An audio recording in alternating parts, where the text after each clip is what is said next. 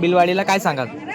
हे माझ्या माहितीप्रमाणे 2000 मतांच्या गावामध्ये जवळपास 10 कोटी रुपयाची कामं या ठिकाणी प्रस्तावित होती. त्याच्यामधली काही कामं झाली आहे, काही कामं व्हायची आहेत आणि निश्चितपणाने या ठिकाणी सुंदर अशी कामं करण्याचा या ठिकाणी प्रयत्न झालेला आहे आणि या परिसरामध्ये जे काही प्रलंबित प्रश्न आहेत, प्रलंबित कामं आहेत ती सुद्धा लवकरात लवकर करण्याचं आश्वासन मी जनतेला दिलेलं आहे. बरेच कामं आता एवढ्या 15 दिवसामध्ये सुरू होतील आणि मला खात्री आहे की काम आणि विकास याच्याशिवाय आमच्या डोक्यामध्ये दुसरं कुठलं सत्र नाही आहे. भाऊ, तुमच्यासारखे अजित पवार यांना पक्ष आणि चिन्ह मिळाले, काय सांगाल? हे बघा, ते न्यायालयीन लढाई आहे, त्याच्यावर मला बोलणं उचित होणार नाही. पण ज्याच्या बाजूला लोक असतात, बँडेज असते, त्याच्याच बाजूने निर्णय लागत असतो.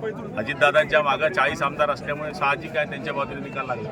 निवडणूक आयोगाने घोटाळा करू नये, जितेंद्र आव्हाड यांनी टीका केली आहे. हे बघा, विरोधकाचं कामच आहे जे आहे त्याच्या विरुद्ध बोलणे, ते त्यांचं काम त्यांनी केलं आहे. महाराष्ट्रावर सूड उगवण्यासाठी मोदी शहा यांचे राजकारण, अशी टीका संजय राऊतांनी केली आहे. हे राऊत यांच्या बाबतीत बोलणं उचित होणार नाही, तो मुलगा आहे. शरद पवार गटाला पक्ष, नाव आणि चिन्ह नवीन सूचनाबाबत निवडणूक आयोगाने त्यांना आदेश दिले, तर काय सांगाल? तो निवडणूक आयोगाने दिलेला आदेश आहे आणि ते त्या पद्धतीने त्यांची कारवाई करतील.